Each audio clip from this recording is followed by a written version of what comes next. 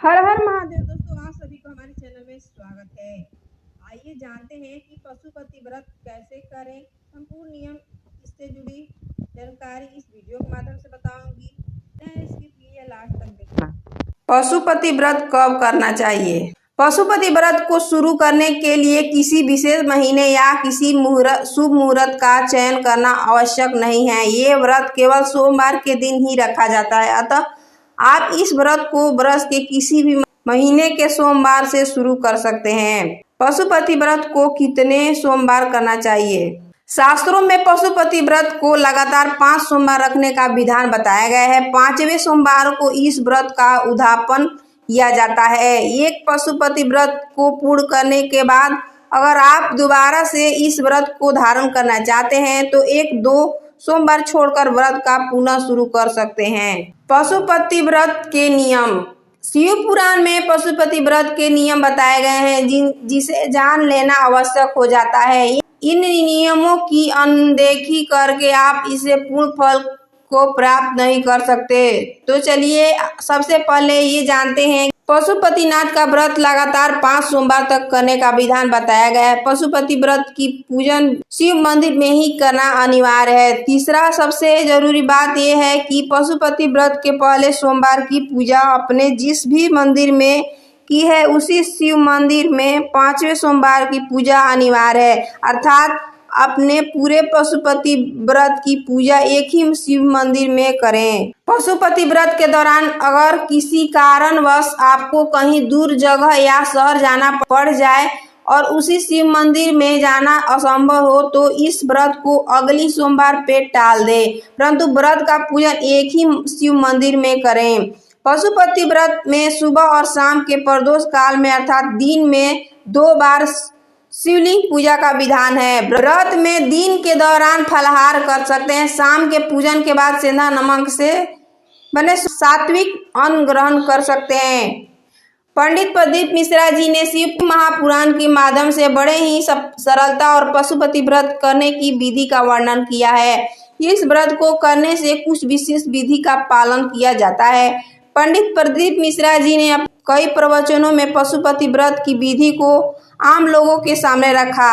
पशुपति व्रत में सुबह की पूजा कैसे करें? आप जिस सोमवार से पशुपति व्रत का अनुष्ठान करना चाहते हैं उस दिन प्रातः काल उठकर स्नान के पश्चात स्वच्छ वस्त्र धारण करें। पशुपति व्रत की पूजा के लिए अपने आसपास के ऐसे किसी एक शिव मंदिर का चयन करें जिसमें आप 5 सोमवार पूजन कर सके। शिव मंदिर जाने से पहले अपनी पूजन की थाल तैयार कर लें। पशुपति व्रत की पूजा की सामग्री का चयन अपनी शक्ति और उपलब्धता के अनुसार जिसमें 1 लोटा जल अनिवार्य है।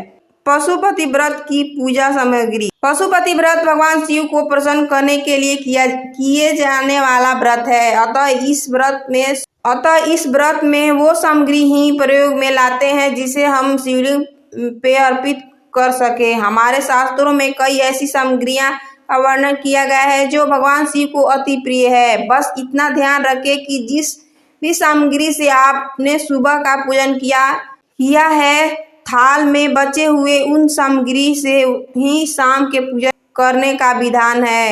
यहाँ हम आपको पशुपति व्रत की पूजा की सामग्री की सूची देने जा रही हूँ। इनमें से जो भी सामग्री यथाशक्ति आपके पास आसानी से उपलब्ध हो जाए आप उसी का प्रयोग करें। ये कतई जरूरी नहीं कि नीचे दिए गए प्रत्येक सामग्री आपके पास हो। पशुपति व्रत की सामग्री: पीला, लाल अथवा सफेद चंदन, पुष्प, रोली, कलावा, गुलाल, अबीर, भांग, धतूरा, भस्म, अक्षत, बेलपत्र, समीपत्र, धूप, दूध, दही, शहद, शक्कर से नैवेद्य, पंचामृत, 1 लोटा जल, शाम की पूजन के लिए 6 दीपक और भगवान शिव को भोग लगाने के लिए घर में बना हुआ कुछ मीठा प्रसाद भी सभी के लिए अवश्य है। पशुपति व्रत में पूजा की थाली शाम के पूजन के लिए अलग से तैयार नहीं की जाती है। अतः ये ध्यान रखें कि सुबह जो भी पूजन सामग्री आप थाल में रखे हैं वे थोड़ा ज़्यादा मात्रा में रखें ताकि शाम की पूजन में भी उसका उपयोग कर सके। अब शिव मंदिर जाकर श्रद्धापूर्वक शिवलिंग का पंचामृत और सादे जल से अभिषेक करें। तत्पश्चात शिवलिंग पे पुष्प, बेलपत्र और पूजन की सामग्री अर्पित करें। श्री शिवाय नमस्तुभ्यम का जाप करते हुए भोलेनाथ को धूप दिखाएं। अब वापस अपने घर आ जाएं। पशुपति व्रत की शाम की पूजा की विधि दिन की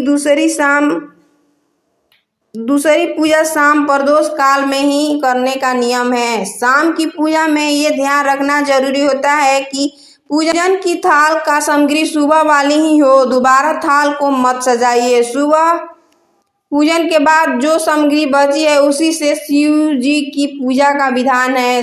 शाम की पूजन के लिए थाल में 1 लोटा जल, 6 घी के दिए तथा भोग लगाने के लिए कोई भी मीठा प्रसाद जैसे हलवा, चावल या साबूदाने के खीर, मालपुआ, लड्डू या बर्फी इत्यादि रख लें।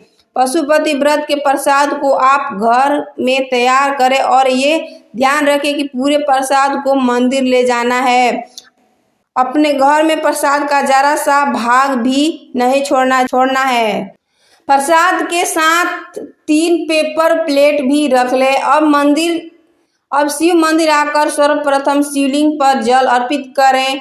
अगर मंदिर में शाम के समय जलाभिषेक करने की मानहानि हो तो फूल से जल का छींटा लगा दे। तत्पश्चात शिव जी का विशेष बचे सामग्री से श्रृंगार करें। थाल में लाए 6 घी के दिए को शिवलिंग के सामने रखें। अब अपनी मनोकामना बाबा को कहते हुए बारी बारी से 5 दिए को प्रज्वलित करें।